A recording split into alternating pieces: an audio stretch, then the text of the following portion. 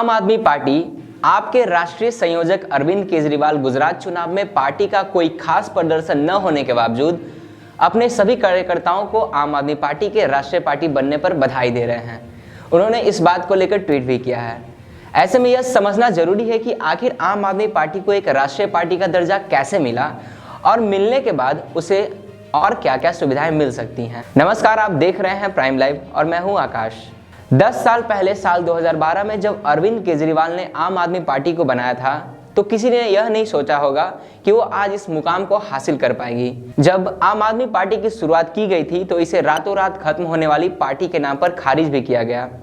जब इस पार्टी की शुरुआत हुई उससे पहले अरविंद केजरीवाल को लोग एक इनकम टैक्स ऑफिसर, आरटीआई कार्यकर्ता और साल 2011 में अन्ना हजारे के भ्रष्टाचार विरोधी आंदोलन के कार्यधर्ता के रूप में जानते थे।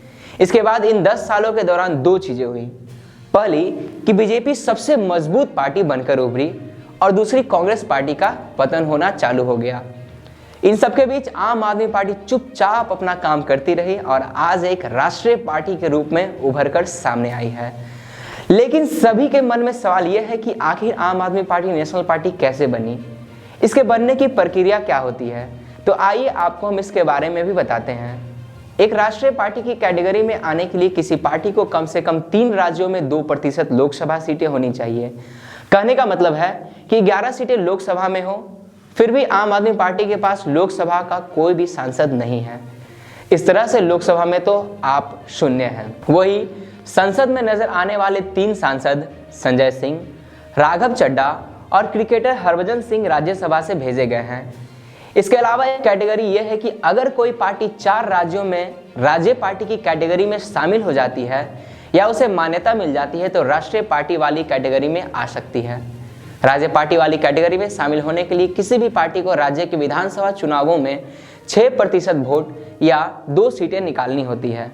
अगर उसका वोट शेयरिंग 6% से कम है तो उसे 3 सीटें निकालनी होगी। इस तरह से देखा जाए तो आम आदमी पार्टी का स्कोर राष्ट्रीय पार्टी वाली कैटेगरी में शामिल होने के लिए पूरा है। कैसे, ये समझते हैं। दिल्ली में पूर्ण बहुमत की सरकार, पंजाब में भारी जनादेश मिलने के बाद सरकार, फिर गोवा में 6% वोट शेयर हासिल किया जो 2 सीटें जीतने वाली बात को पूरा करता है। इसके बाद गुजरात का प्रदर्शन, यहाँ पार्टी ने 12.92% वोट शेयर लिया। अब लोगों के मन में सवाल तो यह भी है कि राष्ट्रीय पार्टी बनने पर क्या फायदे होते हैं। तो आइए हम आपको इसके बारे में भी बताते हैं। पहला, आम आदमी पार्टी का चुनाव चिन्ह झाड़ू परमानेंट हो जाएगा।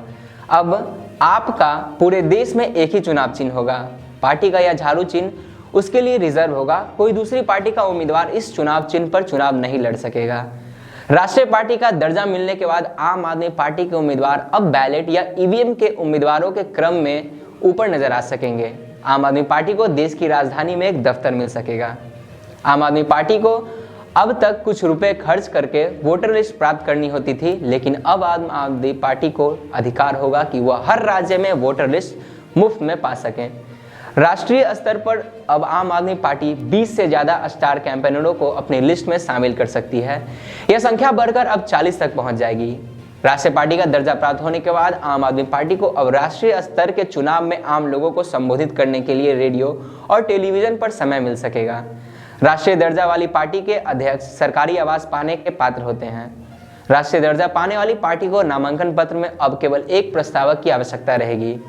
राष्ट्रीय पार्टियों की अगर बात करें तो चुनाव आयोग ने जिन पार्टियों को मान्यता दी है उसमें केवल 8 शामिल हैं। अभी लीगली रूप से आम आदमी पार्टी को शामिल नहीं किया गया है। तो इस राजनीतिक दल में शामिल है, इसमें बीजेपी, कांग्रेस, राष्ट्रीय Janata Dal, TMC, NCP, CPIM, CPM और बीएसपी हैं। इनमें से अगर एनसीपी, टीएमसी, सीपीआई और बीएसपी की बात करें तो ये अभी तलवार की धार पर चल रही हैं, क्योंकि चुनाव आयोग ने इन सभी पार्टियों को नोटिस जारी कर रखा है और पूछा है कि इन पार्टियों को राष्ट्रीय दलों के रूप में मान्यता क्यों दी जाए। इसके जवाब में इन पार्टियों ने कहा कि साल 2024 के लोकसभा चुनाव होने तक हमें छूट दी जाए और ये प्रक्रिया अभी लंबित है। दरअसल ममता बनर्जी वाली टीएमसी के पास लोकसभा सांसद तो पर्याप्त हैं, लेकिन वो अभी पश्चिम बंगाल से हैं। एनसीपी अब महाराष्ट्र तक ही सीमित रह गई हैं। इसके अलावा सीपीएम केरल या त्रिपुरा में भी एक्टिव है, तो वही सीपीआई किस्मत भरोसे बैठी है। अगर ये पार्टी अपना दर्जा खो देती है तो ऐसे में आम आदमी पार्टी का रुतबा अलग ही नजर आएगा, खास तौर पर तब जब बीजेपी और कांग्रेस के लड़ने के लिए कोई तीसरा विकल्प खोजना होगा। फिलहाल आज की वीडियो में बस इतना ही। ऐसी ही अपडेट्स के लिए बने रहें हमारे साथ प्राइम लाइव पर। अगर आपको यह वीडियो पसंद आया हो तो वीडियो को लाइक और शेयर जरूर करें और हमारे चैनल को सब्सक्राइब करना ना भूलें। धन्यवाद।